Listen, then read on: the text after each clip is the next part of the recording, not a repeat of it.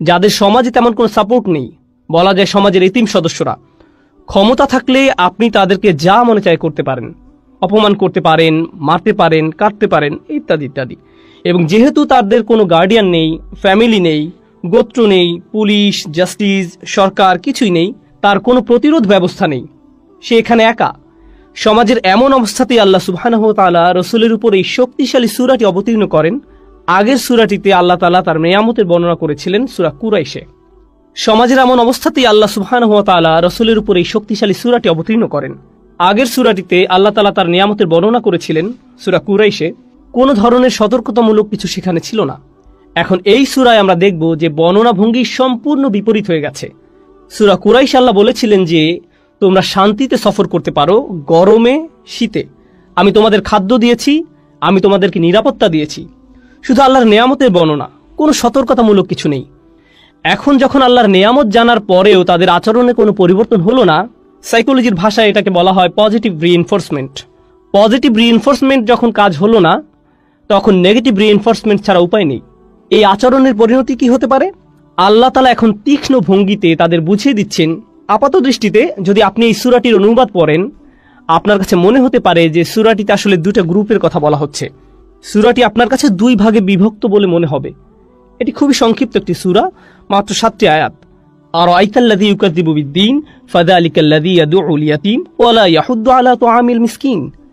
এটা হচ্ছে প্রথম ভাগ, 3টি আয়াত। সাধারণভাবে যদি অনুবাদ করা হয়, আপনি কি দেখেছেন তাকে যে বিচার দিবসকে মিথ্যা বলে? সে তো সেই ব্যক্তি যে এতিমকে গলা ধাক্কা দেয় আর মিসকিনকে খাদ্যদানে উৎসাহ দেয় না। আমি এখনই গভীর বিশ্লেষণে যাচ্ছি না, শুধুই সরল অনুবাদ নিয়ে আলোচনা করছি। তো এটা ছিল এক ধরনের মানুষদের নিয়ে আলোচনা। এখন এই সূরার দ্বিতীয় অংশের ভিন্ন মানুষদের নিয়ে আলোচনা চলছে। ফাওয়াইলুল লিল মুসাল্লিন আল্লাযীনা হুম আন সালাতিহিম সাহুন আল্লাযীনা হুম ইরাউন ওয়া ইয়ামনাউনাল মাউন। সাধারণ অনুবাদে, অতএব দুর্ভোগ সেই নামাজীদের জন্য যারা তাদের নামাজ আদায়ের ব্যাপারে অমনোযোগী, যারা লোক দেখানোর জন্য তা করে আর প্রয়োজনীয় গৃহ সামগ্রী অন্যকে দেয় না। আপাত দৃষ্টিতে মনে হয় যে এখানে দুটা গ্রুপের কথা বলা হচ্ছে। যখন আমরা সূরাটি গভীরভাবে পর্যালোচনা করব, তখন আমরা দেখব যে এটা আসলে একটি গ্রুপের কথা বলা হচ্ছে, একটি গ্রুপের কথা বলছে। এবং ইনশাআল্লাহ আমরা সূরাটির প্রথম ভাগ এবং দ্বিতীয় ভাগের ভিতরে একটা কানেকশন খোঁজার চেষ্টা করব। লক্ষ্য করে দেখুন, সূরাটির প্রথম ভাগে যার কথা বলা হচ্ছে পরিষ্কার যে সে বিশ্বাসী নয়, কিন্তু দ্বিতীয়ার্ধে যাদের কথা বলা হচ্ছে তারা নামাজ পড়ছেন।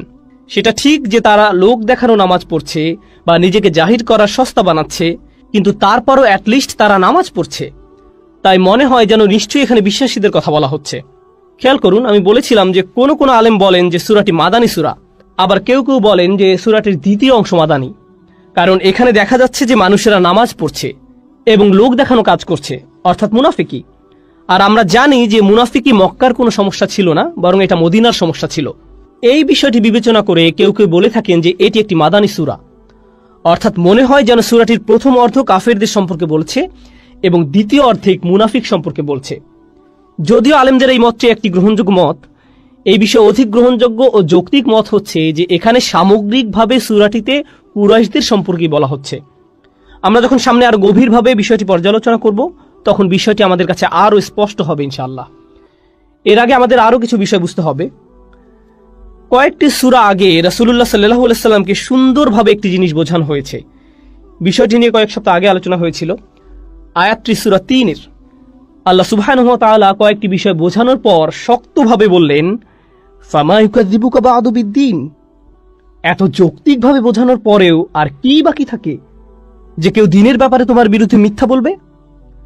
আল্লাহ তাআলা বোঝাতে চাচ্ছেন এই সূরার আর্গুমেন্ট এত শক্তিশালী যে আর কারো দিনের ব্যাপারে তোমার বিরুদ্ধে মিথ্যা বলার কোনো কিছু বাকি থাকে না।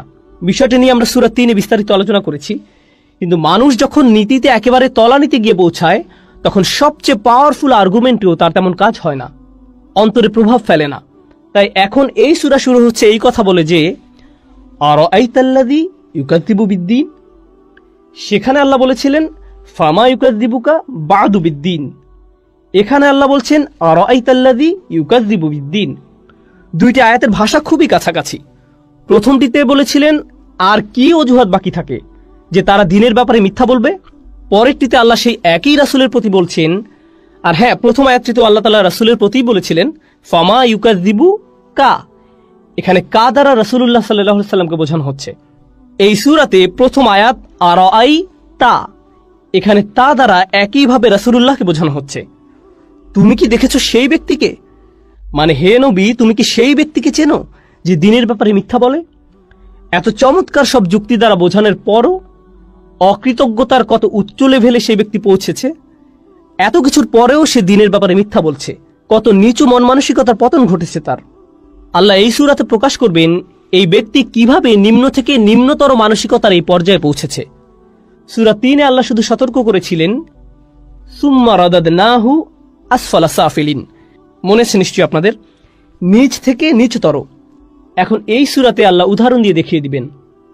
আগের সূরাটিতে বিষয়টা ছিল ব্যাপক, সেখানে সমগ্র মানব জাতি সম্পর্কে বলা হয়েছে, লাকাদ খলাকনাল ইনসানা, মানে সমগ্র মানব জাতি। কিন্তু এই সূরা আসছে শুধু কুরাইশদের নিয়ে, এবং রাসূলকে জিজ্ঞেস করা হচ্ছে তুমি কি দেখেছিলে? এখন রাসূল দেখেছেন কি?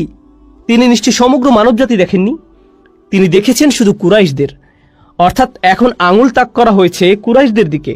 জেনারেল ওয়ার্নিং থেকে পরিবর্তিত হয়ে বিষয়টি খুবই সীমিত আকারে, নির্দিষ্টভাবে এবং সরাসরি এই অপরাধীদের প্রতি ইঙ্গিত করা হচ্ছে। আরও নির্দিষ্টভাবে বললে কুরাইশ লিডারদের প্রতি ইঙ্গিত করা হচ্ছে, সেটা আমরা শীঘ্রই দেখতে পাবো ইনশাআল্লাহ। তো আরাআইতা প্রথম শব্দগুলো, এটা একটা অলংকারিক প্রশ্ন, তুমি কি দেখেছিলে? এতক্ষণ আমরা দুই ধরনের প্রশ্ন পেয়েছি যা আল্লাহ তাআলা তার বার্তাবাহককে করেছিলেন সাল্লাল্লাহু আলাইহি সাল্লাম। আল্লাহ বলেন আলাম তারা, তুমি কি দেখো নাই? এটা সূরাতুল ফিলে ছিল। আল্লাহ বলেন আলাম তারা কাইফা ফাআলা রাব্বুকা বিআসহাবিল ফিল, আলাম তারা কাইফা ফাআলা রাব্বুকা বিআদ। অর্থাৎ এই আলাম তারা হচ্ছে তুমি কি দেখোনি, আর এখন আরাআইতা তুমি কি দেখেছিলে। তাহলে দুইটা শব্দের মধ্যে পার্থক্যটা কি? আচ্ছা, প্রথমটা আলাম তারা, যেমনটি আমরা বুঝেছিলাম সূরাতুল ফিলের আলোচনায় এবং অন্যান্য জায়গায়, এটা আসলে সে অবস্থাটা বোঝায় যখন রাসূল সাল্লাল্লাহু আলাইহি সাল্লাম পরাভূত হয়ে পড়েন, অথবা চাপগ্রস্ত হন, অথবা একের পর এক ওহীর ভারে নুয়ে পড়ার অবস্থা। তিনি দাওয়াত দিয়েই যাচ্ছেন অথচ ফল পাচ্ছেন না, এবং তিনি দেখেন যে সকল ক্ষমতা বিরোধীদের হাতে, আর ওনার হাতে কিছুই নেই। ঠিক এরকম সময়ে আল্লাহ স্মরণ করিয়ে দেন, তোমার কি আগের সেই ঘটনাগুলো জানা নেই যেগুলোর পরিণতি ঘটেছিল আমার হাতে, এবং কিভাবে আমার সাহায্য পৌঁছায়? তুমি কি দেখো নাই? এই যে তুমি কি দেখো নাই, এটা সে সকল ক্ষেত্রেই ব্যবহার করা হয় যখন রাসূলুল্লাহ ভোগান্তির মধ্যে থাকেন সাল্লাল্লাহু আলাইহি সাল্লাম। কিন্তু এখন এক্ষেত্রে আল্লাহ তাআলা রাসূলের কঠিন অবস্থা নয়, বরং শক্ত অবস্থান দেখাচ্ছেন, তাদের দিকে ইশারা করছেন যাদেরকে নিচু দৃষ্টিতে দেখা উচিত। কুরাইশদের ছোট করে দেখতে বলছেন, অর্থাৎ দুর্বল বা পরাভূত অবস্থা থেকে আল্লাহ তাআলা এখন রাসূলকে শক্তিশালী অবস্থানে নিয়ে আসছেন সুবহানাহু ওয়া তাআলা। আলোচনা আরও অগ্রসর হলে আমরা বিষয়টি আরো ভালোভাবে বুঝবো ইনশাআল্লাহ। আরেকটা বিষয় যেটা খুবই গুরুত্বপূর্ণ আমাদের জন্য, সেটা হলো আল্লাহর দয়া। শাইখ মুতাওয়াল্লি আশ-শাওরি রাহিমাহুল্লাহ তার ক্লাসে এই সূরার উপর আলোচনা করতে গিয়ে দারুণ একটা মন্তব্য করেছেন। তিনি বলেন, একজন শিক্ষক প্রায়ই এমন প্রশ্ন করেন যেটা তিনি জানেন যে তার ছাত্ররা এই প্রশ্নের উত্তর ভালোভাবেই দিতে পারবে। এর মাধ্যমে শিক্ষকের উদ্দেশ্য থাকে যাতে করে প্রশ্নটির দ্বারা ক্লাস সরব হয়, ছাত্ররা মজা পেয়ে জেগে ওঠে। গণিতের শিক্ষক হঠাৎই জিজ্ঞেস করে বসে 2 + 2 = কত? টিচার অবশ্যই জানেন যে ছাত্ররা এটা সহজেই বলে দিবে, তারপরেও তিনি প্রশ্নটা করেন যাতে তারা অন্যমনস্ক না হয়, তাদের মনকে ক্লাসে উপস্থিত রাখার জন্য, চিন্তাভাবনা সচল রাখার জন্য শুধু তারা এই প্রশ্নটি করা। এটা যে কোনো উত্তম শিক্ষকের স্টাইল বলা যায়, এ ধরনের অলংকারিক প্রশ্ন করা। টিচিং প্রফেশনে এরকম উদাহরণ সবসময় দেখা যায়। আল্লাহ তাআলা এখানে শিক্ষকের ভূমিকায় আছেন, আর তিনি তার শ্রোতাদের সাথে ঠিক এই কাজটাই করছেন।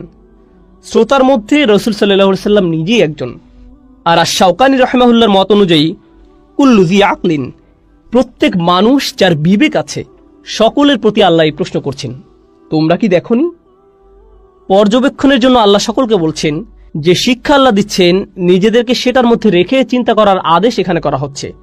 কারণ আমরা এই আয়াতের শিক্ষা শুধুমাত্র পড়ার মধ্যে অর্জন করতে পারবো না।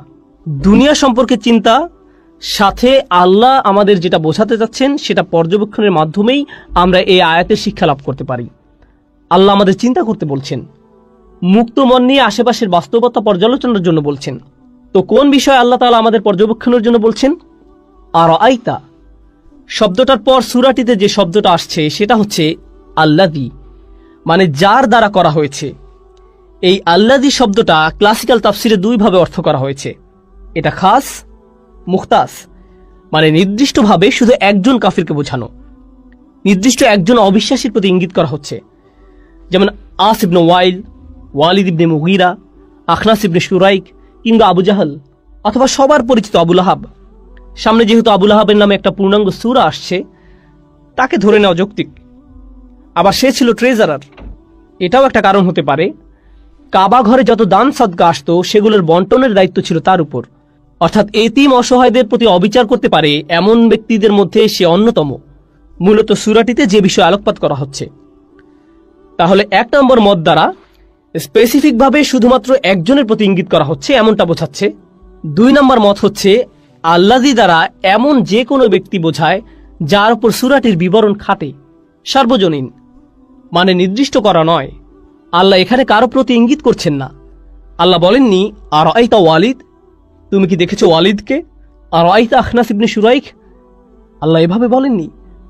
তাহলে যখন তিনি তাদের নাম উচ্চারণ করেননি, তারা এই আয়াতের ভেতর পড়তে পারে, তবে এটা শুধু তাদের মধ্যে সীমিত থাকছে না। এটা হচ্ছে মূল কথা, তাদেরকে বোঝানো হচ্ছে তবে সীমাবদ্ধ থাকছে না। তবে এখানে মজার বিষয় হচ্ছে যে অন্যায়কারী, যার মধ্যে অন্যায়ের অনুভূতি বর্তমান, তাকে যদি আপনি বলেন তুমি কি সে ব্যক্তিকে চেনো যে দ্বীনের ব্যাপারে মিথ্যা বলে।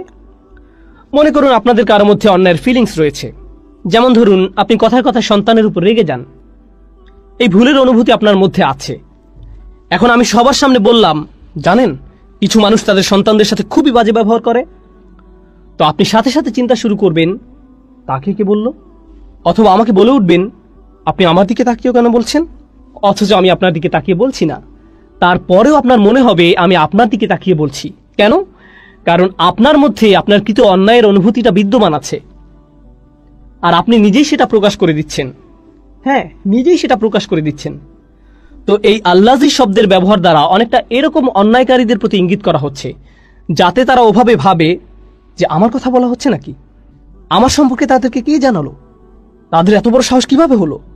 মানে আল্লাযী শব্দটা তাদের এভাবে চিন্তা করতে বাধ্য করছে। তারা ভাবছে রাসূলুল্লাহ তাদের বিরুদ্ধে সরাসরি কথা বলছেন, হয়তোবা প্রকাশ্যে নয়, কিন্তু অন্তত পক্ষে ততটুকু প্রকাশ্যে যতটুকু বললে তাদের সম্মানে লাগে। আর তারা চিন্তায় পড়ে যায়, মানুষজন হয়তো ভাববে যে এই সূরাটিতে আমাকেই তিরস্কার করা হয়েছে। তো আসলে এই সূরাটির তেলাওয়াতের মাধ্যমে সমাজে রীতিমতো একটা সংঘাতের আবির্ভাব ঘটেছে। আমাদের বুঝতে হবে যে কোরআন যখন নাজিল হয় তখন সেটি পাঠশালার দার্সের আকারে হয়নি। যখন কোরআনের প্রতিটা আয়াতের আবির্ভাব ঘটে এবং রাসূলুল্লাহ সাল্লাল্লাহু আলাইহি সাল্লাম তেলাওয়াত করেন, আয়াতগুলো সোসাইটিতে কাফিরদের জন্য হাজারো সমস্যার সৃষ্টি করে। তাদের জন্য রীতিমতো আকাশ থেকে পড়া বজ্রপাতের মতো হয় এক একটা আয়াত। এক একটা আয়াত তাদের প্রতি এক একটা আক্রমণের মতো, এক একটা ধাক্কা। এতে তাদের জারিজুরি সব ফাঁস হয়ে যায়।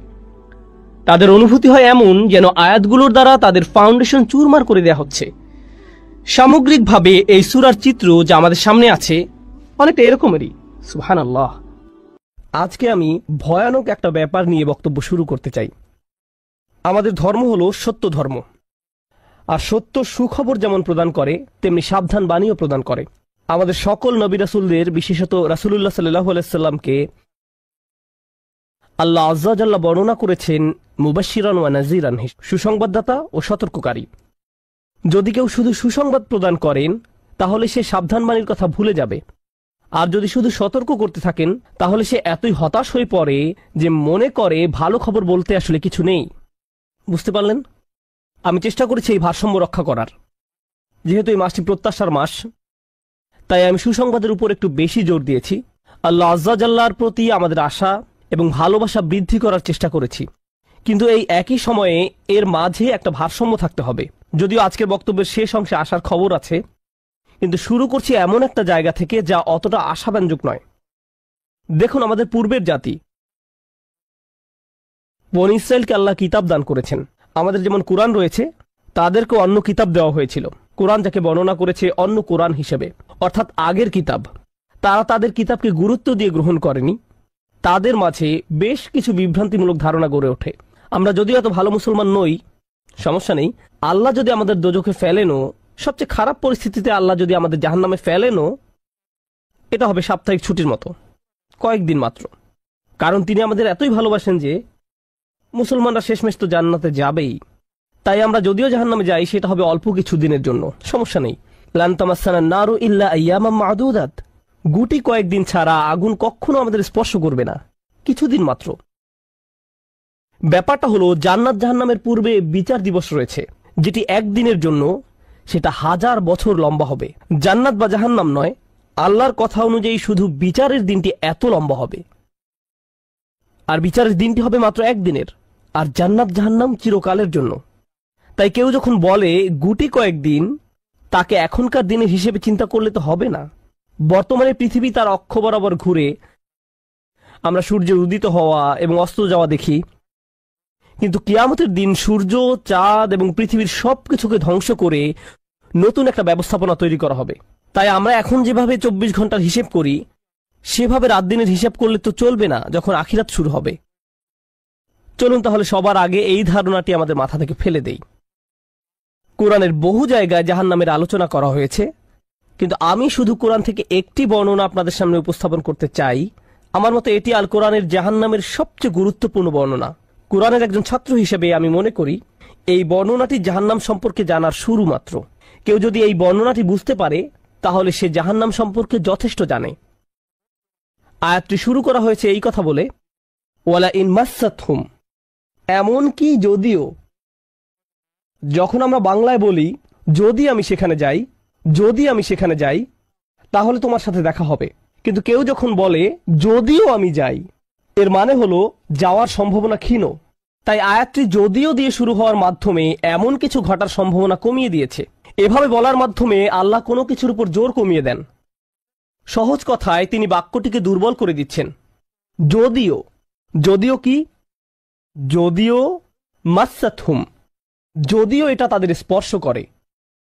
আরবিতে মাসসা অর্থ কোনো কিছু যখন আপনাকে সামান্যতম স্পর্শ করে, যেমন কোনো মাছি যখন কোনো মতে স্পর্শ করে, যদি সেকেন্ডের জন্য স্পর্শ করে তখন তাকে বলা হয় মাস। সুতরাং এটা যদি তাদেরকে কোনো মতে স্পর্শ করে 1 সেকেন্ডের জন্য, মাসসাতহুম। এখন কি তাদের স্পর্শ করে? আপনারা হয়তো ভাবছেন আগুন যদি তাদের স্পর্শ করে। আল্লাহ বলছেন নাফহাতুন, একটা হালকা বাতাস যদি তাদের স্পর্শ করে। চলুন এই বাতাস নিয়ে একটু আলোচনা করা যাক। আরবিতে নাফহাতুন বলতে বোঝায় দরজা বন্ধ করলে যখন সামান্য একটু বাতাস এসে পড়ে, পর্দা নড়ে ওঠে, অথবা কেউ জানালা বন্ধ করলে যেভাবে হালকা বাতাসে পর্দা নড়ে ওঠে। এই বাতাসের যা বাহির থেকে ভেতরে আসে বা ভেতর থেকে বাহিরে যায়, দুই ধরনের আছে। একটি হলো লাফহা, লাম যোগে, আরেকটি হলো নাফহা। লাম যোগে লাফহা মানে বাতাসটি গরম, আর নুন যোগে নাফহা মানে বাতাসটি ঠান্ডা। আল্লাহ বলছেন এমনকি যদি ঠান্ডা বাতাস তাদেরকে স্পর্শ করে, যদি ঠান্ডা বাতাস তাদেরকে স্পর্শ করে তোমার প্রতিপালকের শাস্তি থেকে। তিনি এই আয়াতে জাহান্নাম কাউকে স্পর্শ করার কথা বলছেন না। তিনি এই আয়াতে আগুন কাউকে স্পর্শ করার কথা বলছেন না। তিনি এমনকি গরম বাতাস কাউকে স্পর্শ করার কথাও বলছেন না। তিনি আগুনের ঠান্ডা অংশের কথা বলছেন, আর এটা আপনাকে চিরকালের জন্য স্পর্শ করছে না। প্রসঙ্গত, আমরা ফিজিক্সে পদার্থের 3টি অবস্থার কথা শিখেছি: সলিড, লিকুইড এবং গ্যাস। সলিড বা কঠিন কিছু যদি স্পর্শ করে আমরা তা অনুভব করতে পারি। এই মুহূর্তে গ্যাস আমাদেরকে স্পর্শ করছে, বাতাস এখন আমাদেরকে স্পর্শ করছে, আমরা এটা অনুভব করি না। আর এই আয়াতে আল্লাহ বর্ণনা করছেন কি তাদের স্পর্শ করছে? বাতাস তাদেরকে স্পর্শ করছে। কোন ধরনের বাতাস? অপেক্ষাকৃত গরম বাতাস নাকি ঠান্ডা বাতাস? ঠান্ডা বাতাস। ঠান্ডা বাতাস কোন রকম তাদেরকে স্পর্শ করছে। এই আয়াতের সবচেয়ে উল্লেখযোগ্য বিষয় হলো, আমি একটু আগে নাফহা এবং লাফহার কথা বলেছিলাম। অন্য কথায় তারা এখনো জাহান্নামে প্রবেশ করেনি, তারা এর দিকে অগ্রসর হচ্ছে। আর জাহান্নামের অপেক্ষাকৃত ঠান্ডা বাতাস এসে কোনো মতে তাদেরকে স্পর্শ করল, তখন তাদের প্রতিক্রিয়া কি? চিৎকার করে বলে উঠবে, ইয়া ওয়াইলানা, হায়, সবচেয়ে কঠিনতম শাস্তি আমাদের জন্য শুরু হয়ে গেছে। ইন্না কুন্না যালিমিন, আমরা সব সময় অপরাধী ছিলাম। তারা সাথে সাথে তাদের সব অপরাধ স্বীকার করবে। যে কারণে এই আয়াতটি আমি সংক্ষেপে আপনাদের নিকট উপস্থাপন করলাম। প্রথমত, এই আয়াতে আল্লাহ জাহান্নামের শাস্তির অভিজ্ঞতা বর্ণনা করছেন না। আল্লাহ সকল বিশ্বাসীকে জাহান্নামের আগুন থেকে মুক্ত রাখুন। কিন্তু আল্লাহ এখানে বর্ণনা করছেন এমনকি জাহান্নামের আগুনের কাছে গেলে এবং ক্ষণিকের জন্য এর বাতাসের সামান্য স্পর্শ লাগলে একজন মানুষ চিন্তা করা শুরু করবে এর চেয়ে আর ভয়ঙ্কর কোনো শাস্তি হতে পারে না। এজন্যই আল্লাহ দোজখের আগুন সম্পর্কে বলছেন, ইন্নাহা সাআত মুস্তাকাররাও ওয়া মুকামা, নিশ্চয়ই তা অবস্থানস্থল ও আবাসস্থল হিসাবে কতই না নিকৃষ্ট। অল্প এবং বেশি যে কোনো সময়ের জন্য ওটা কত নিকৃষ্ট জায়গা। এক সেকেন্ডের জন্য এটা ভাববেন না যে আমি তো খারাপ, আল্লাহ যদি আমাকে জাহান্নামে ফেলেনও এক সময় তো আমি এখান থেকে মুক্তি পাবো। এই ধরনের চিন্তাকে কখনো প্রশ্রয় দিবেন না। এই ভূমিকা দেওয়ার পর যখন বিচার দিবস শুরু হবে, যখন সমগ্র মানব জাতি একত্রিত হবে, তারা জানে না কোথায় যাবে, তারা জানে না কোন দিকে ফিরবে। এই ঘটনা আসলে রাসূলুল্লাহ সাল্লাল্লাহু আলাইহি সাল্লামের একটি হাদিসে উল্লেখ করা হয়েছে এবং জ্ঞানের প্রতি মুসলমানদের আগ্রহ ছিল সব সময়। তো একবার কিছু মানুষ বিখ্যাত সাহাবী আনাস ইবনে মালিক রাদিয়াল্লাহু তাআলা আনহুর কাছে এলো, কারণ মানুষ লোকমুখে এই খবর পেয়েছিল যে আনাস এই হাদিসটি জানতেন, আর এটি অনেক বড় একটি হাদিস, বুখারী শরীফে বর্ণিত আছে। এই ঘটনা ঘটে রাসূলুল্লাহ সাল্লাল্লাহু আলাইহি সাল্লামের ইন্তেকালের পরে। তিনি বলেন, হাদ্দাসানা মুহাম্মাদুন সাল্লাল্লাহু আলাইহি ওয়াসাল্লাম। এখন আনাস রাদিয়াল্লাহু তাআলা আনহু কথা বলছেন। তিনি বলেন, রাসূলুল্লাহ সাল্লাল্লাহু আলাইহি সাল্লাম আমাদের বলেছেন, ইযা কানা ইয়াউমুল কিয়ামাতি মাজান নাসু বা'দুহুম ফি বা'দ। মনোযোগ দিয়ে শুনুন। যখন বিচার দিবস শুরু হবে, মানুষ ঢেউয়ের মতো একে অপরের উপর আশ্রে পড়বে, সর্বত্র বিশৃঙ্খলা, সবাই একে অন্যের দিকে ছুটতে থাকবে। ফায়াতুনা আদম, তারা কোনো একভাবে আদম আলাইহিস সালামের দেখা পাবে, আদম আলাইহিস সালামের দেখা পাবে, তারা তার কাছে ছুটে আসবে। ফায়াকুলুনা ইশফা আলানা ইলা রাব্বিক, সমগ্র মানব জাতি আদম আলাইহিস সালামের কাছে ছুটে আসবে এবং বলবে, আপনি কি দয়া করে আমাদের পক্ষ থেকে আল্লাহর সাথে কথা বলতে পারবেন? আমরা আল্লাহর ভয়ে ভীত। আপনি তো প্রথম মানুষ, আপনি তো সেই ব্যক্তি যাকে আল্লাহ ফেরেশতাদের সিজদা দিয়ে সম্মানিত করেছেন, আপনাকেই তো পছন্দ করা হয়েছে, আমরা সবাই আপনার সন্তান, আপনি আমাদের পিতা, তাই দয়া করে আমাদের জন্য আল্লাহর সাথে কথা বলুন, আমরা খুবই ভীত। এরপর তিনি বলবেন, ফায়াকুলু লাস্তু লাহা, তিনি বলবেন, আমি এর যোগ্য নই, আমি পারবো না। ফায়াকুলু লাস্তু লাহা ওয়ালাকিন আলাইকুম বিইব্রাহিম, তোমরা কেন ইব্রাহিমের সাথে কথা বলছো না? তোমাদের উচিত ইব্রাহিমের সাথে কথা বলা। অতএব মানব জাতি এখন কার খোঁজ করছে? ইব্রাহিম আলাইহিস সালাম। ফাইন্নাহু খলিলুর রহমান, তার কাছে যাও, কারণ তিনি রহমানের খুবই কাছের বন্ধু। ওয়াত্তাখাযাল্লাহু ইব্রাহিমা খলিলা, কোরআনে এসেছে আল্লাহ ইব্রাহিমকে তার বন্ধুরূপে গ্রহণ করেছেন। তাই ইব্রাহিমের কাছে যাও, তিনি তোমাদের সাহায্য করতে পারবেন। তারা ইব্রাহিমের কাছে যাবেন। ফায়াতুনা ইব্রাহিমা ফায়াকুলু লাস্তু লাহা, তারা ইব্রাহিমের কাছে গেলে তিনি বলবেন, আমি এর যোগ্য নই, আমাকে এই কাজের জন্য তৈরি করা হয়নি, আমি তোমাদের জন্য আল্লাহর সাথে কথা বলতে পারবো না। ওয়ালাকিন আলাইকুম বিমূসা, তোমরা কেন মূসা আলাইহিস সালামের কাছে যাচ্ছ না? তো মানব জাতি মূসা আলাইহিস সালামের কাছে দৌড়ে যাবে। ফাইন্নাহু কালিমুল্লাহ, তিনি আল্লাহর সাথে অনেক কথা বলতেন। ওয়া কাল্লামাল্লাহু মূসা তাকলিমা, আর আল্লাহ মূসার সাথে কথা বলেছেন সরাসরি। সুতরাং তিনি যেহেতু আল্লাহর সাথে কথা বলতে অভ্যস্ত, আজকে তো কথা বলার উত্তম সময়, তিনি তোমাদের পক্ষ থেকে আল্লাহর সাথে কথা বলবেন। ফায়াতুনা মূসা ফায়াকুলু লাস্তু লাহা, মানব জাতি দৌড়ে মূসা আলাইহিস সালামের কাছে যাবে, তিনি বলবেন, আমি এর যোগ্য না, আমি পারবো না। ওয়ালাকিন আলাইকুম বিঈসা, তোমরা ঈসা আলাইহিস সালামের কাছে কেন যাচ্ছ না? ফাইন্নাহু রূহুল্লাহ ওয়া কালিমাতুহু, তিনি হলেন আল্লাহর দেওয়া রূহ এবং তিনি আল্লাহর কালিমা, আল্লাহর হুকুমে তিনি অলৌকিকভাবে জন্মগ্রহণ করেন। কুন ফায়াকুন, অতএব তিনি যেহেতু সকল রাসূলদের মাঝে বিশেষ মর্যাদার অধিকারী, তার কাছে যাও, তার সাথে কথা বলো। সকল মানুষ দৌড়ে ঈসা আলাইহিস সালামের কাছে যাবে। ফায়াকুলু লাস্তু লাহা, তিনি বলবেন, আমি পারবো না, এই কাজ আমার জন্য নয়, আমাকে এই কাজের জন্য তৈরি করা হয়নি। তারপর তিনি বলবেন, ওয়ালাকিন আলাইকুম বি মুহাম্মাদিন সাল্লাল্লাহু আলাইহি ওয়াসাল্লাম, মানব জাতি তোমাদেরকে মুহাম্মদ সাল্লাল্লাহু আলাইহি ওয়াসাল্লামের কাছে যেতে হবে। মানুষেরা তখন রাসূলুল্লাহ সাল্লাল্লাহু আলাইহি ওয়াসাল্লামের কাছে যাবে। এখন রাসূল সাল্লাল্লাহু আলাইহি ওয়াসাল্লাম আমাদের বলছেন, ফায়াতুনি ফাআকুল, সবাই তখন আমার কাছে আসবে আর আমি তাদেরকে বলবো। এখন রাসূল সাল্লাল্লাহু আলাইহি ওয়াসাল্লাম আমাদের বলছেন, আনা লাহা, আমার জন্য এই কাজ, আমি এই কাজের যোগ্য। আনা লাহা ফাআস্তাযিনু আলা রাব্বি। প্রসঙ্গত আমি আপনাদেরকে আরো বলার পূর্বে বিচার দিনের একটা দৃশ্য হলো, আল্লাহ বলেন, ইয়াউমা ইয়াকুমুর রূহু ওয়াল মালাইকাতু সাফফান লা ইয়াতাকাল্লামুনা ইল্লা মান আযিনা লাহুর রহমান ওয়া ক্বালা সাওয়াবা। যেদিন রূহ ও ফেরেশতাগণ সারিবদ্ধভাবে দাঁড়াবে, এমন এক সময় থাকবে যখন কেউ কথা বলতে পারবে না, এমন এক ধরনের নীরবতা, এমন নীরবতা বিরাজ করবে যার কথা মানবজাতি কোনোদিন শোনেনি। এমন ধরনের নীরবতার অস্তিত্ব কখনো কোনোদিন ছিল না। সেই রকম পিনপতন নীরবতায় আল্লাহ বলেন, লা ইয়াতাকাল্লামুন, কেউ কথা বলতে পারবে না, ইল্লা মান আযিনা লাহুর রহমান, দয়াময় আল্লাহ যাকে অনুমতি দিবেন সে ব্যতীত। আর তিনি হলেন মুহাম্মদুর রাসূলুল্লাহ সাল্লাল্লাহু আলাইহি সাল্লাম। তিনি এমন সময় আল্লাহর কাছে আসবেন যখন সৃষ্টির কারো একটি শব্দ করার অনুমতি থাকবে না, সৃষ্টির কারো কোনো আওয়াজ শোনা যাবে না।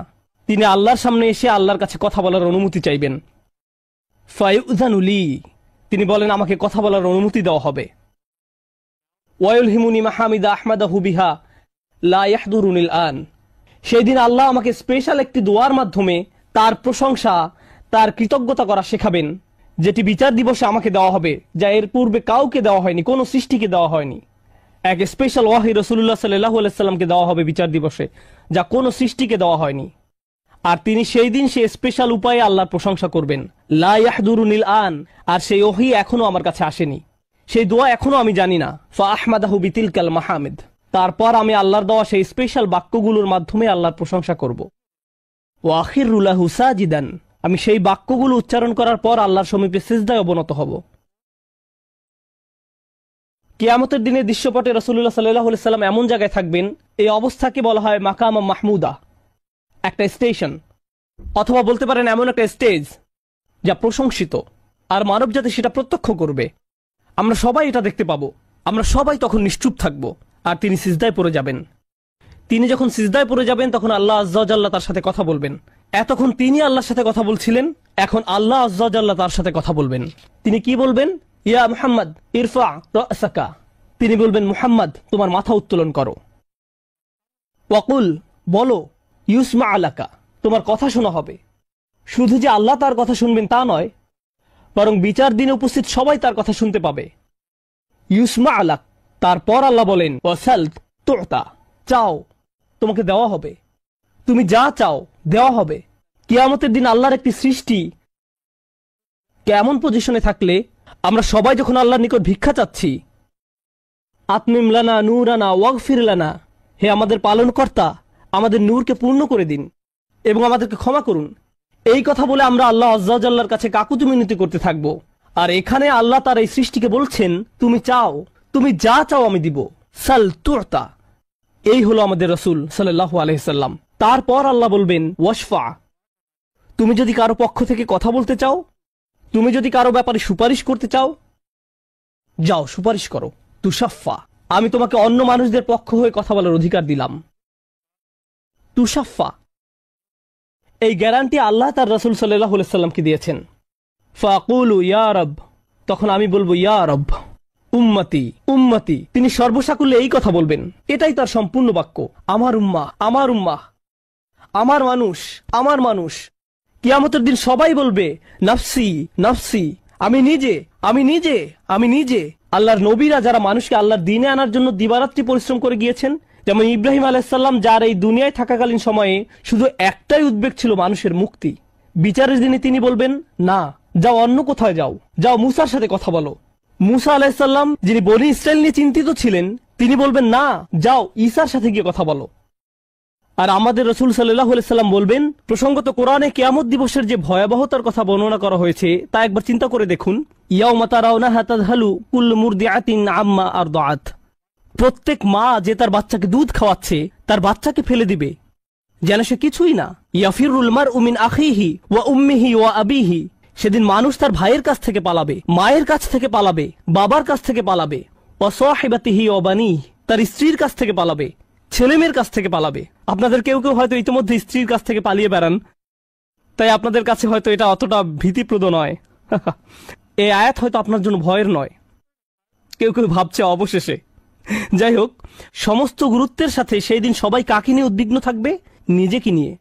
প্রকৃতপক্ষে সেদিন প্রত্যেক ব্যক্তি বলবে ওমান ফিল আরদি জামিআ সুম্মা ইউনজিহ, সবাইকে জাহান্নামে নিয়ে যান এবং বিনিময়ে আমাকে জান্নাতে প্রবেশ করতে দিন। এটাও কোরআনে এসেছে। মানুষ সেদিন এমন মরিয়া হয়ে উঠবে, সেদিন একজন মানুষ আল্লাহর সাথে কথা বলবেন, আর প্রথম যে শব্দগুলো তার মুখ থেকে উচ্চারিত হবে তা হলো উম্মতি উম্মতি। আপনার জন্য আপনার রাসূলের ভালোবাসা এমনই প্রগাঢ় সাল্লাল্লাহু আলাইহি সাল্লাম, আমার উম্মাহ আমার উম্মাহ। যদি আমরা তাকে ভালোবেসে থাকি, তাহলে যেই উম্মতের জন্য আল্লাহ রাসূলের এত ভালোবাসা, সেই উম্মতের জন্য আমাদের অন্তরে কিভাবে এত ঘৃণার বাস হয়? কিভাবে সম্ভব এটা? কিভাবে আমাদের পরস্পরের প্রতি এত ক্রোধ, বিচার, সমালোচনা, বিভক্তি, বিদ্বেষ, অনুমান, অহংকার? আর এই মানুষগুলো দাবি করে তারা রাসূলুল্লাহ সাল্লাল্লাহু আলাইহি সাল্লামকে ভালোবাসে। এইসব তুচ্ছ বিষয় ভুলে যেতে এই ভালোবাসা কি যথেষ্ট নয়? আমাদের কোন পার্থক্যগুলো এর চেয়ে বড়? তো যখন রাসূলুল্লাহ সাল্লাল্লাহু আলাইহি সাল্লাম বলবেন উম্মতি উম্মতি, আল্লাহ সুবহানাহু ওয়া তাআলা বলবেন ফায়াকুলু ইনতালিক ফাআখরিজ মিনহা মান কানা ফি কলবিহি মিসকালা শাইরাতিন মিন ঈমান। মনোযোগ দিয়ে শুনুন, যাও এখান থেকে বের করে নাও যাদের অন্তরে ঈমান আছে, এমনকি এখানে শারিয়া মানে বার্লি দানা, যা সামান্য একটু লম্বা হয়, যাদের অন্তরে এতটুকু পরিমাণ ঈমানও আছে, যে কোনো ঈমান, যদি তাদের অন্তরে থেকে থাকে তাহলে তাদেরকে বের করে নাও। আপনি এগিয়ে যান এবং বের করে নিন। দৃশ্যপটটি কল্পনা করুন, রাসূলুল্লাহ সাল্লাল্লাহু আলাইহি সাল্লাম মানুষকে রাখছেন, যাও যাও যাও, তিনি তাদেরকে সরিয়ে নিচ্ছেন। কিছু মানুষকে নিয়ে যাওয়ার পর ফেরেশতারা থামিয়ে দিলেন, কারণ কারো কারো ঈমান এর চেয়েও ছোট। সামান্য পরিমাণ ঈমান বলতে আসলে কি বোঝায়? কেউ একজন হারাম কোনো কাজে যুক্ত ছিল, সে ভয়ানক কিছু একটা করছিল, কাজটা করে ফেলার পর তার মনে অনুশোচনা জাগ্রত হলো, তার ভেতর থেকে কিছু একটা বলছে এটা খারাপ কাজ, আমার এটা করা উচিত নয়, আল্লাহ আমাকে এটা সম্পর্কে জিজ্ঞাসা করবেন। তারপর কোনো একভাবে তার এই চিন্তাটাকে সে দমিয়ে দিল, থাক এখন চিন্তা করার দরকার নেই। কিন্তু পরবর্তীতে সে আল্লাহর কাছে দোয়া করে বলল, ইয়া আল্লাহ, আমি জানি না কিভাবে এই কুঅভ্যাস থেকে বাঁচব, আমাকে এর থেকে মুক্তি দিন।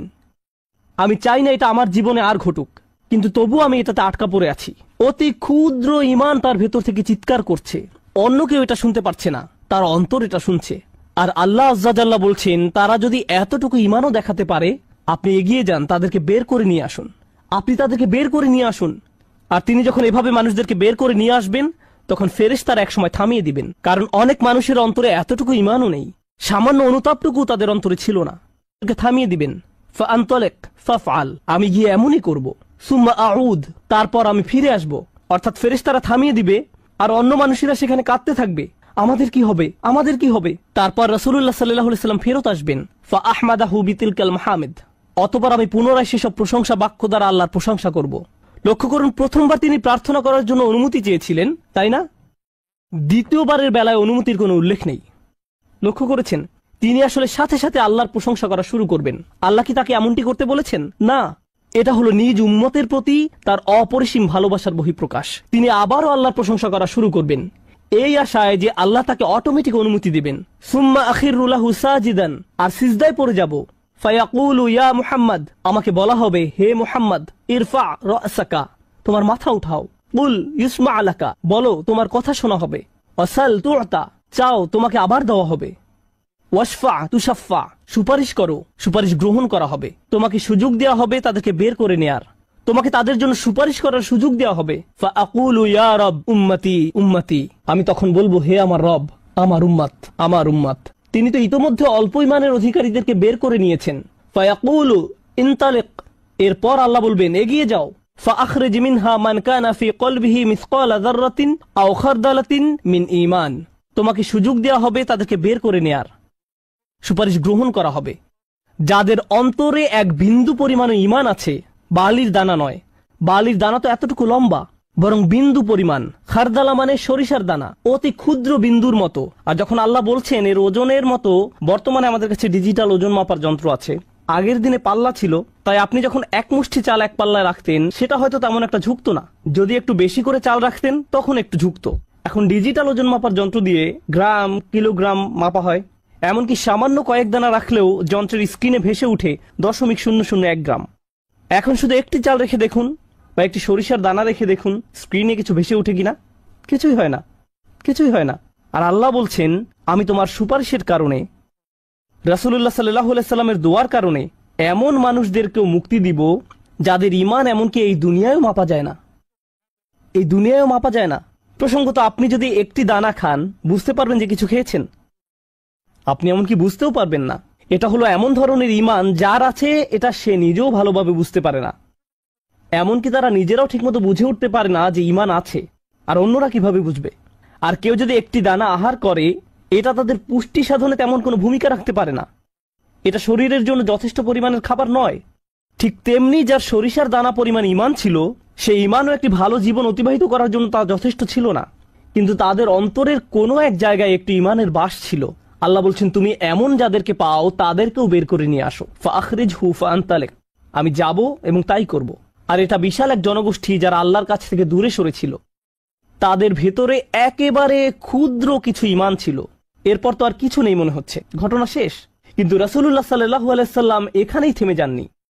ফাআহমাদাহু বিতিলকাল মাহামিদ সুম্মা আখিরু লাহু সাজিদান, তিনি এখানেই থেমে যাননি, তিনি আবারও ফিরে যাবেন, এবং আমি সেসব প্রশংসা বাক্য দিয়ে আল্লাহর প্রশংসা করব এবং আবারও সিজদায় পড়ে যাব।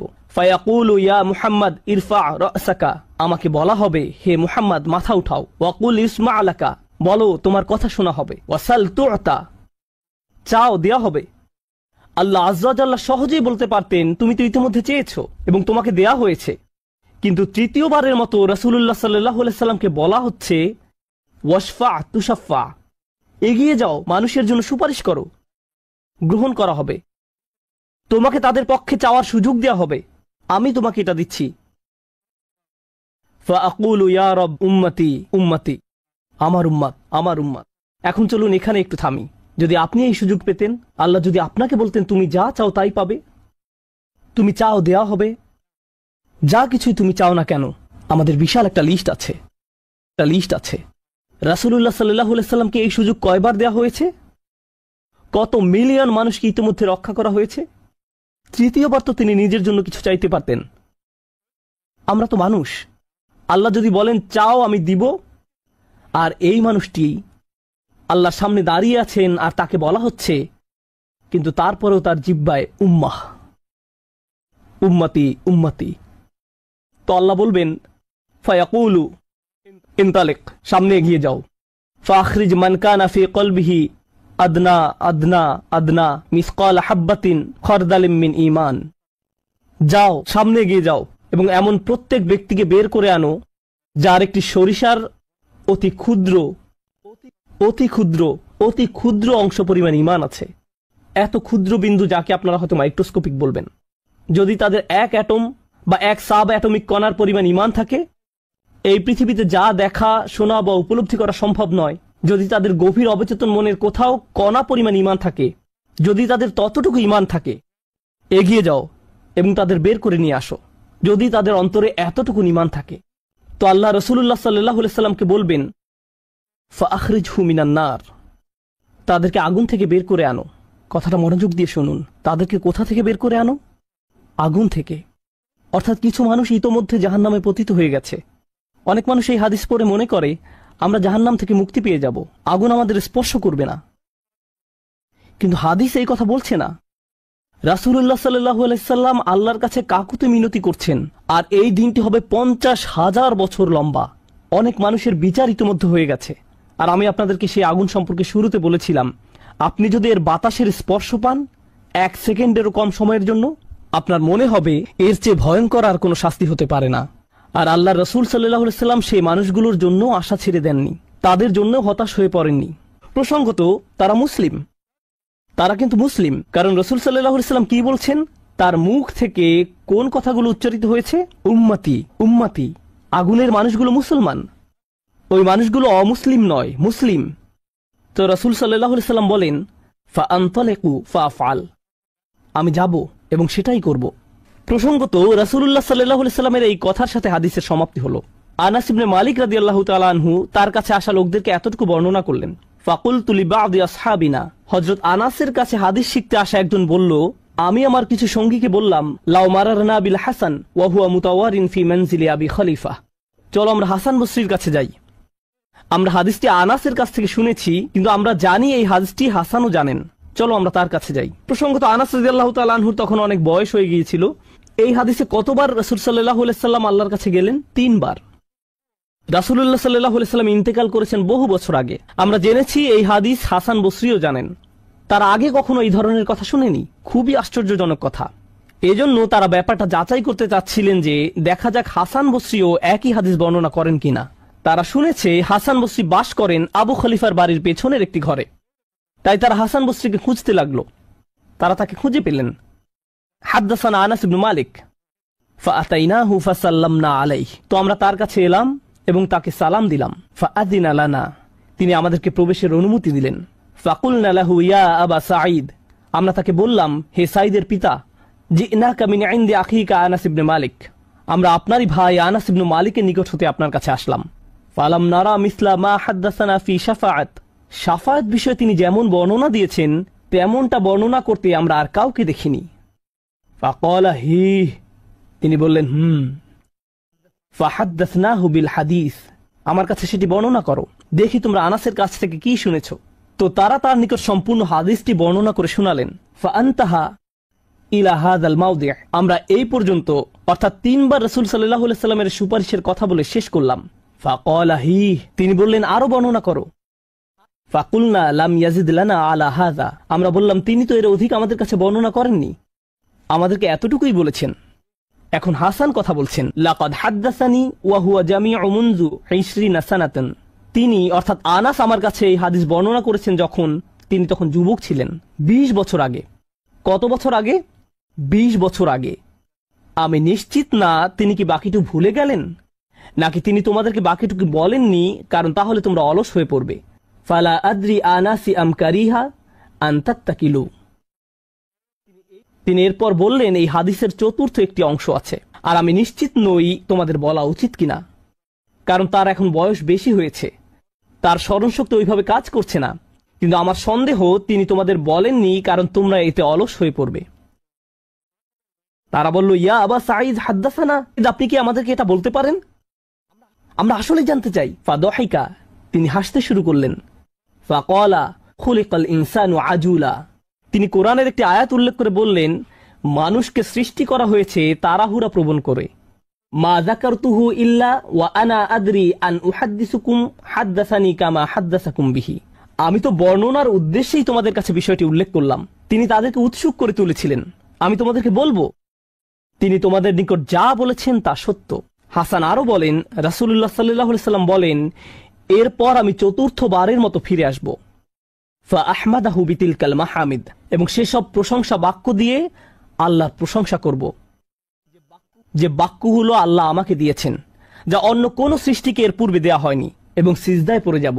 সুম্মা আখিরু লাহু সাজিদান, তখন বলা হবে, ফায়ুকালু ইয়া মুহাম্মদ ইরফা রাসাকা, হে মুহাম্মদ মাথা উঠাও। ওয়াকুল ইউসমা, বলো তোমার কথা শোনা হবে। ওয়াসাল তুতা, চাও দেয়া হবে। ওয়াশফা তুশাফা, সাফায়াত করো গ্রহণ করা হবে। এই সময়ে এসে এতটুকুর চেয়ে ছোট ঈমানও আর অবশিষ্ট নেই। সকল সম্ভাব্য ঈমানওয়ালাদের মুক্তি হয়ে গেছে। আদনা আদনা আদনা মিসকাল হাব্বা, সবাই মুক্তি পেয়ে গেছে। ফাআকুলু ইয়া রব ইযান লি ফি মান ক্বালা লা ইলাহা ইল্লাল্লাহ।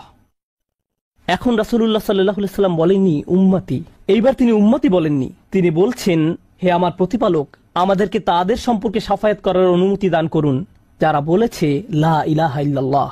যে এমনকি এই কথা বলেছে, আচ্ছা ঠিক আছে, আমার মনে হয় একজন সৃষ্টিকর্তা আছেন। একটি কলেজ ক্যাম্পাসে হয়তো একদল ছাত্র মুসলিম ছাত্রদের সাথে আলোচনা করছে, তখন একজন বলল, আচ্ছা ঠিক আছে, দার্শনিক দৃষ্টিকোণ থেকে মেনে নিলাম একজন ঈশ্বর রয়েছেন, ঠিক আছে আমি মানলাম যে একজন ঈশ্বর আছেন। আমি বলছি না যে আমি মুসলিম, যদি উপাসনা করতেই হয় তাহলে শুধু এক ঈশ্বরের উপাসনা করতে হবে। তাদের অন্তরে কোনো অনুভূতি নেই, তারা কারো ইবাদত করছে না, তারা শুধু এই উপসংহারে পৌঁছেছে। প্রসঙ্গত এই ধরনের একটা সাদৃশ্য পাওয়া যায় সূরা হুজরাতের একটা আলোচনায়। আল্লাহ বলছেন, ফাকালাতিল আরাবু আমান্না কুল লাম তুমিনু ওয়ালাকিন কুলু আসলামনা। বেদুইনরা বলে আমরা ঈমান এনেছি। বলো তোমরা ঈমান আনোনি, বরং তোমরা বলো আমরা আনুগত্য স্বীকার করেছি। তোমরা শুধু ইসলামের প্রাথমিক ধারণা গ্রহণ করেছ। ধারণা থাকে এখানে, আর ঈমান কোথায় থাকে? যাদের অন্তরে কিছু ঈমান ছিল তাদের ইতোমধ্যে নেওয়া হয়ে গেছে। এখন যাদের মাথায় কিছু ধারণা ছিল যে একজন রব আছেন, তারা কোনোদিন ধর্ম প্র্যাকটিস করেনি, তারা ধর্মীয় কোনো কাজই করেনি, তারা শুধু এই ধারণা মেনে নিয়েছিল যে শুধু একজন প্রভুর উপাসনা করতে হবে। রাসূলুল্লাহ সাল্লাল্লাহু আলাইহি সাল্লাম বলছেন, যে কেউ এই সিদ্ধান্তে আসবে যে কেউ বলবে লা ইলাহা ইল্লাল্লাহ, তার জন্য সাফায়াত করার অনুমতি দান করুন। আল্লাহ বলবেন, ফায়াকুলু ওয়া ইজ্জাতি ওয়া জালালি ওয়া কিবরিয়াই ওয়া আযীমাতি। আল্লাহ বলবেন, আমি আমার কর্তৃত্বের শপথ করছি, আমি আমার স্বীয় গৌরবের শপথ করছি, আমি আমার বরত্বের শপথ করছি, আমি আমার মহত্বের শপথ করছি। লা উখরিজান্না মিনহা মান ক্বালা লা ইলাহা ইল্লাল্লাহ। আমি স্বয়ং অবশ্যই তাদের সবাইকে জাহান্নাম থেকে বের করব যারা বলেছে লা ইলাহা ইল্লাল্লাহ, তোমার এই সুপারিশের কারণে। সাল্লাল্লাহু আলাইহি সাল্লাম। জাহান্নাম কতটা ভয়ঙ্কর তার একটা ছোট্ট নমুনা দিয়ে আমি আজকের আলোচনা শুরু করেছিলাম। এখন সব শেষে রাসূলুল্লাহ সাল্লাল্লাহু আলাইহি সাল্লাম আমাদের জন্য এই শাফায়াত করছেন। এই হাদিসটি অন্যতম গুরুত্বপূর্ণ একটি হাদিস। এমনকি 20 বছর পরে আনাস ইবনে মালিক এখন বৃদ্ধ হয়ে গেছেন, মানুষ তখনও তার কাছে শাফায়াত বিষয় জানতে এসেছেন। এমনকি আজকের দিনেও এই হাদিসটি অন্যতম শক্তিশালী একটি হাদিস, এবং অন্যতম এই জন্য যে ভুলভাবে ব্যবহার করার একটি বক্তব্য রাসূলুল্লাহ সাল্লাল্লাহু আলাইহি সাল্লামের। কখনোই এর অপব্যবহারের চিন্তাও করবেন না। এটা ফ্রি হয়ে যাওয়ার লাইসেন্স নয়। যদি আমরা মনোযোগের সাথে পড়ি তাহলে আমরা বুঝব যে আল্লাহ এমন মানুষদেরকে জাহান্নাম থেকে বের করে আনার জন্য অনুমতি দেবেন যাদের ঈমান যথেষ্ট ছিল না, যাদের সৎ কাজ যথেষ্ট ছিল না। পক্ষান্তরে এমন অনেক মানুষ থাকবে যাদের অন্তরে ঈমান আছে, যাদের ডান হাতে সৎ কাজ আছে, আর এই সৎ কাজগুলো বিচারের দিনে আলোতে পরিণত হবে। হৃদয়ের ঈমান ও বিচারের দিনে জ্যোতিতে পরিণত হবে। ইয়াসআ নূরুহুম বাইনা আইদিহিম ওয়া বিআইমানিহিম, তাদের বুকের ভেতর থেকে আলো ছুটতে থাকবে এবং তাদের ডান হাত থেকে এই আলো টর্চে পরিণত হবে, গাড়ির হেডলাইটের মতো। চারপাশে থাকবে অন্ধকারাচ্ছন্ন, আর আপনি জান্নাতের দিকে ছুটতে থাকবেন। আপনাকে জাহান্নাম অতিক্রম করে যেতে হবে, এটা আল্লাহর নির্দেশ। ওয়া ইম মিনকুম ইল্লা ওয়ারিদুহা, জান্নাতে যেতে হলে সবাইকে জাহান্নাম অতিক্রম করে যেতে হবে, সবাইকে, এর কোনো ব্যতিক্রম নেই। আর এই ব্রিজ অতিক্রম করতে হলে আপনার আলো লাগবে, যদি আলো না থাকে তাহলে পড়ে যাবেন। তো মানুষ যখন হেঁটে যাচ্ছে তখন অনেকের এত পরিমাণ আলো থাকবে যেন মক্কা থেকে সিরিয়া দেখা যাচ্ছে, আর কারো কারো এত অল্প পরিমাণ আলো থাকবে যে তারা কোনো মতে পায়ের সামনের কিছু অংশ দেখতে পাবে, কারণ তাদের ঈমান দুর্বল ছিল। কিন্তু এই হাদিস এমন মানুষদের সম্পর্কে নয় যাদের সামান্য কিছু আলো থাকবে বা অনেক বেশি আলো থাকবে। এই হাদিস এমন মানুষদের সম্পর্কে যাদের আলো এত স্বল্প পরিমাণ যে এটি দিয়ে কিছুই দেখা যাচ্ছে না, আর যাদের আলো আছে তারা আল্লাহর কাছে ভিক্ষা করতে থাকবে, রব্বানা আতমিম লানা নূরানা ওয়াগফির লানা, আমাদেরকে আমাদের আলো পূর্ণ করে দিন, ব্যাটারি যেন শেষ হয়ে না যায়, আমাদেরকে জান্নাতের গেটে পৌঁছে দিন, আমাদেরকে ক্ষমা করে দিন। আমরা আল্লাহর কাছে ভিক্ষা চাচ্ছি যেন তিনি আমাদের কপালে রাসূলুল্লাহ সাল্লাল্লাহু আলাইহি সাল্লামের শাফায়াত জুড়ে দেন, তিনি যেন আমাদেরকে তাদের অন্তর্ভুক্ত করেন যারা আরশের ছায়ায় থাকবে। আমরা আল্লাহর কাছে প্রার্থনা করছি তিনি যেন আমাদেরকে তাদের অন্তর্ভুক্ত করেন যাদেরকে এমনকি জাহান্নামের আগুনের ঠান্ডা বাতাসও স্পর্শ করবে না। আমরা আল্লাহর কাছে দোয়া করছি তিনি যেন আমাদেরকে তার রাসূলের অনুগত উম্মায় পরিণত করে দেন। তাদের অন্তর্ভুক্ত নয় যাদের ব্যাপারে তিনি অভিযোগ করবেন, বরং তাদের অন্তর্ভুক্ত করুন যাদের জন্য তিনি সুপারিশ করবেন। আগেরবার আমি বলেছিলাম একদল মানুষ সম্পর্কে রাসূলুল্লাহ সাল্লাল্লাহু আলাইহি ওয়াসাল্লাম অভিযোগ করবেন, ইন্না কওমি ইত্তাখাযু হাযাল কুরআনা মাহজুরা, হে আমার রব, নিশ্চয়ই আমার কওম এই কুরআনকে পরিত্যাজ্য গণ্য করেছে। আমরা তাদের অন্তর্ভুক্ত হতে চাই না, আমরা তাদের অন্তর্ভুক্ত হতে চাই যাদের জন্য তিনি আল্লাহর কাছে সুপারিশ করবেন। আল্লাহ যেন আমাদের সবাইকে তার রাসূলের শাফায়াতের যোগ্য করে দেন।